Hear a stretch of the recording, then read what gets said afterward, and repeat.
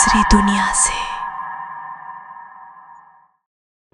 Bell valley middle school में Tommy Fraser का पहला दिन था। छठी क्लास का नया छात्र, एक नया स्कूल और पूरी क्लास में कोई जान पहचान वाला दोस्त नहीं था।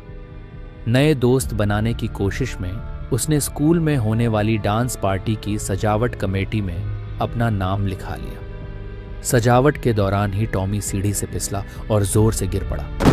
आसपास मौजूद बच्चे हंस पड़े। शर्म से लाल हो चुका टॉमी बस ये सोच रहा था कि अब दोस्त बनाना और भी मुश्किल हो जाएगा। पर कुछ ही देर में उसकी नज़र एक लड़की पर पड़ी जो हर वक्त मेकअप करती रहती थी। उसका नाम था थालिया। स्कूल में सभी उसका मजाक उड़ाते थे क्योंकि छठी क्लास की वो अकेली लड़की थी जो लगातार लिपस्टिक और मेकअप लगाती थी। लेकिन थालिया इन बातों को पूरी तरह नज़रअंदाज करती थी। टॉमी हमेशा सोचता था, आखिर थालिया इतना मेकअप क्यों लगाती है?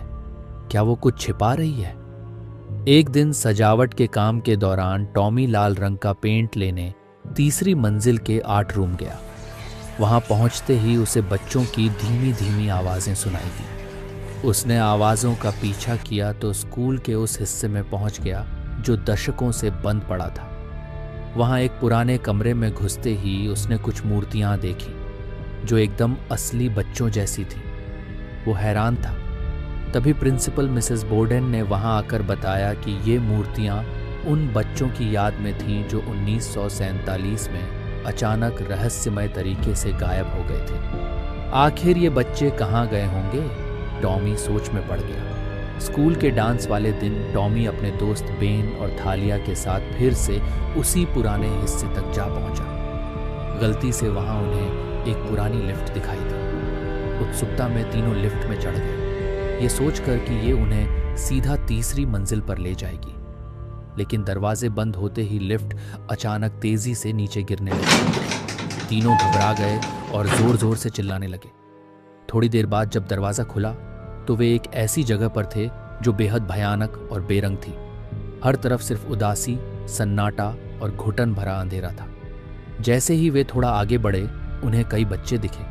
ये बच्चे एकदम रंगीन और उदास नजर आ रहे थे। वे जिंदा तो थे लेकिन जैसे खुशी और भावनाओं से खाली थे। धीरे धीरे टॉमी और उसके दोस्तों को समझ आया कि ये वही बच्चे हैं जो 1947 में स्कूल से अचानक गायब हो गए थे। इन बच्चों ने अपने डरावने अनुभव सुनाते हुए बताया कि डांस वाले दिन वे सब इसी लिफ्ट में आकर फंस गए थे। वापस लौटना चाहते थे पर लिफ्ट ने फिर कभी काम नहीं किया।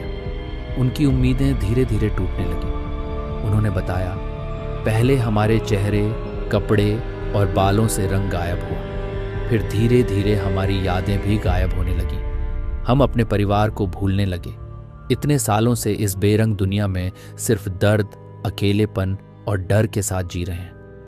सब ये सुन ही रहे थे कि थालिया की आंखों से आंसू बहने लगे। उसने धीमी आवाज में बताया, मैं भी तुम लोगों की तरह यहीं फंसी थी। सालों तक मैं भी इसी बेरंग दुनिया में थी। एक दिन अचानक ये लिफ्ट खुल गई और मैंने मौका देखकर यहां से भागने में कामयाबी पाई। लेकिन तब तक मेरा शरीर पूरी तरह बेरंग हो चुका था। असली दुनिया में पहुंचकर मैंने मेकअप के जरिए अपनी सच्चाई छुपानी शुरू की। यही वजह है कि मैं हर वक्त लिपस्टिक और मेकअप लगाकर रहती हूँ। ये मेरी असली पहचान छुपाने का एकमात्र जरिया है। टॉमी और बेन ये जानकर हैरान थे, लेकिन उन्हें अब अपनी दुनिया में वापस लौटने का तरीका ढूंढना था। टॉमी ने कहा, अगर ये दुनिया हमारे डर से ताकतवर बनती है तो शायद हमारी हिम्मत और खुशियाँ इसे कमज़ोर कर सकती हैं। अगर हम सब मिलकर अपने परिवार की अच्छी यादें, अपने दोस्तों की मुस्कुराहट याद करें तो शायद इस जगह की कैद टूट जाए। सभी बच्चे जो सालों से उम्मीद छोड़ चुके थे, एक आखिरी कोशिश करने के लिए राजी हो गए। उन्होंने आंखें बंद कर अपने परिवार, अपने दोस्तों और अपनी खुशियों को महसूस करना शुरू किया। धीरे धीरे उस बेरंग दुनिया में हल्का सा रंग फैलने लगा। अचानक लिफ्ट की लाइट फिर से जल उठी। सबकी आंखों में खुशी और उम्मीद थी। वे तेजी से लिफ्ट की तरफ भागे। डर अभी भी साथ था पर इस बार उम्मीद उससे कहीं बड़ी थी। सभी बच्चे लिफ्ट में दाखिल हुए और दरवाज़ा बंद हो गया। लिफ्ट रुकी, दरवाज़ा खुला और उन्होंने खुद को वापस अपनी दुनिया में पाया। उनकी दुनिया के सारे रंग लौट आए थे। वे खुशी से झूम उठे। थालियां भी बेहद खुश थीं कि अब उसे अपनी सच्चाई नहीं छिपानी पड़ेगी। लेकिन खुशी के इस शोर में वे ये देख नहीं पाए कि वे अकेले नहीं लौटे थे। उनके साथ साथ 1947 के बच्चों के पीछे एक भयानक साया भी उनकी दुनिया में आ चुका था, जो उस दुनिया में बंद था, अब आजाद था। एक ऐसी चीज जो सालों से इंतजार कर रही थी कि कोई उस दरवाजे को खोल दे और उसे आजाद कर दे। वो धीरे धीरे फैलने लगी, अपना खतरनाक मकसद पूरा करने के लिए तैयार। अब आगे क्या होगा? क्या ये साया पूरी दुनिया को अपनी गिरफ्त में ले लेगा? किसी को पता नहीं।